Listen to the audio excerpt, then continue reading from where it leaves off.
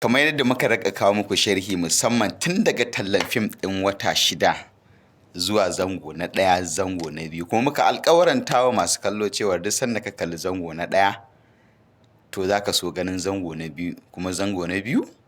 ya fi na 1, na 2 ya fi na 3, na 3 ya fi na 4. Tabbas mashirya wannan fim sun yi ƙoƙari ƙwarai da gaske, kuma Zara she did not see it coming. Ba ta taɓa zaton cewa Ɗahiru ya yi karatu ba. A ƙarshen zango na 3 na wannan fim ɗin wata 6 ya ba wa mutane mamaki matuƙa da gaske, duk da dai an ga ɗan kaɗan daga cikin abin da zai faru a cikin wannan zango a shirin da ya gabata, kuma a tallan da aka saki, da kuma ɗan kaɗan ko in ce somataɓin da ake saki a dukkanin kwana biyu kafin ranar da za a saki cikakken shirin a YouTube channel ɗin Muryar Hausa TV, wanda suka shirya wannan fim kuma suke gabatar muku da shi dukkan ranar Laraba. Abubuwa da dama ne suka ɗauki hankalin makallata fim ɗin Hausa, musamman ga dukkanin wanda ya saba kallon fim ɗin Hausa. Idan ya sanya fim ɗin wata 6 a gabansa yana kallo,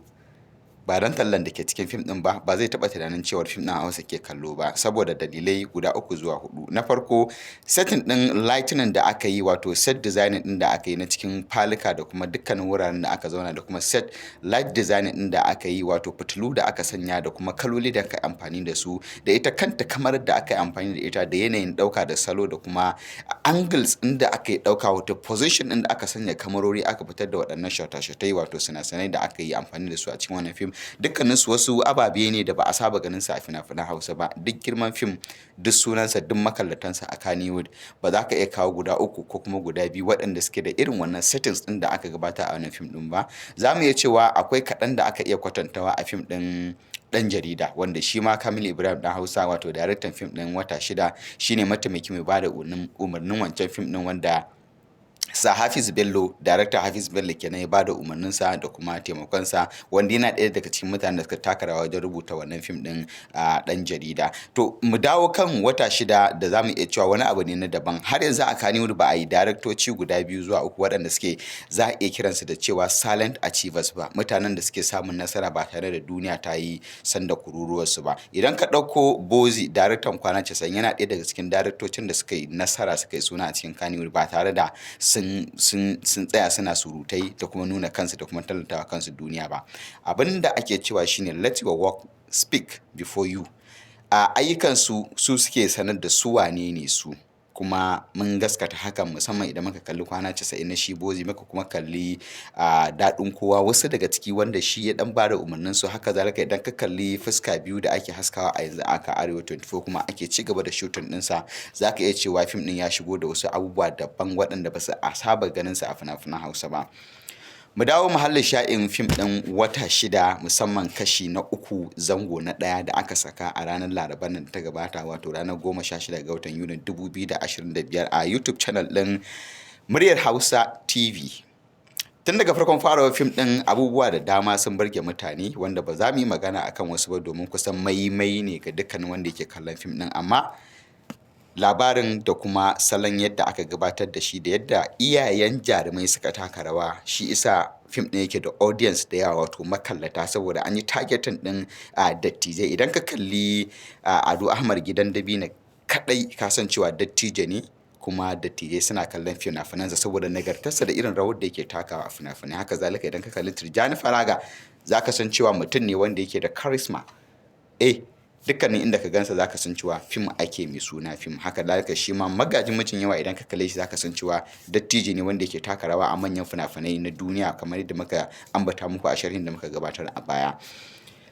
Takun saka ko salon da ke tsakanin shi Ado Ahmad Gidan Dabino, wato yayansa kenan, da shi Magajin Mijin Yawa, waɗanda suke a matsayin iyaye ga Zara, za mu iya cewa wani abu ne da aka saba ganinsa a cikin society, kuma muna so al'umma su kalli wani abu da aka saba gani a da wanda yanzu yake kokarin shuɗewa, shine girmama na gaba. Dukkanin inda aka ce wannan wani, ko mun arzikinsa, ko mun kuɗinsa, ko mun shekarunsa, duk ɗaukakarsa dole yana girmama wansa ko mun talaucinsa. Labarin wata 6 ya fito da abubuwa da dama. Idan kana kallo ba kai tunanin Hausa fim kake kallo ba. To amma abin tambayar anan shine, a yanzu da shi Alhaji Ɗanladi kenan ya gano asalin, ko kuma ya gano cewa mijin Zara, Ɗahiru, ba talaka ba ne, ko kuma ba jahili ba ne, menene zai kasance a zango na 4? Yaya makomar alaƙar Zara da Ɗahiru zai kasance bayan ta gano cewa ya iya Turanci bayan kuma a jahili ta ɗauko shi? Shin yaya za ta ci gaba da karawa a masana'antarta ko kuma in ce a cikin kamfaninta bayan da ta dawo da Shati da take ci gaba da bincike akan makomar wan mahaifanta wato Magaji Mijin Yawa? Menene ke zuwa a ranku? Akwai comment da dama wato saƙonnin ra'ayoyi da kuka bayyana a shafukanmu na sada zumunta da kuma dandalin da ake sakin wannan fim da za mu je mu kalli kaɗan daga cikin waɗannan ra'ayoyi domin sanya muku su ku gani, wataƙila na yabo ne da kuma akasin haka. Ga na ɗaya nan, ga na biyu, wannan ma ga abin da yake cewa. To ku kalli wannan, ku karanta wannan. Za mu iya cewa yabo ya fi yawa musamman ga ita jaruma Fatima da kuma shi Adam Raba Gaddama wato Ɗahiru kenan a cikin wannan fim saboda tashe da kuma suna da suka yi a manyan fina-finai da aka yi musamman fim ɗin Labarina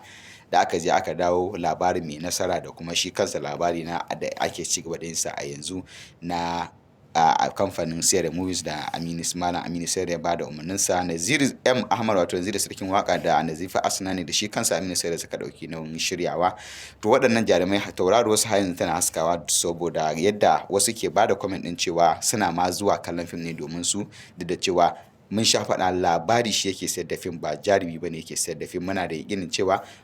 kyan labari ne da kuma ɗaukansa shi sa ake kallon sa. Muna fatan za ku ci gaba da kallon wannan fim na wata 6 domin ganin wasu abubuwan domin yanzu aka fara wasan. Ku ci gaba da subscribing da kuma bibiyan mu a shafin kanmu da na sada zumunta da suka haɗa da Amshele Media da ke kan Facebook da kuma MSM Hausa da ke kan YouTube. Ai subscribing, ai following, a kuma share ɗin dukkanin abin da muka faɗa. Akwai rubutaccen sharhi da za mu kawo wanda zai kalli saƙa ko kuma in ce sala-sala, fanni-fanni, department wato dukkan wani sassa da aka gabatar da shi wajen ɗaukar wannan fim da kuma irin ƙoƙarin da kowane fanni ya tun daga marubuci, mai ɗaukan hoto, mai fitila, mai set design wato mai gyara dandali kenan da shi kansa director da kuma producer wanda za mu kawo shi a nan gaba, da props designers da dukkanin wasu masu ruwa da tsaki har da PR wato waɗanda suke gabatar da tallace-tallace wannan fina-finai. Ai subscribing kada a manta MSM Hausa da ke YouTube.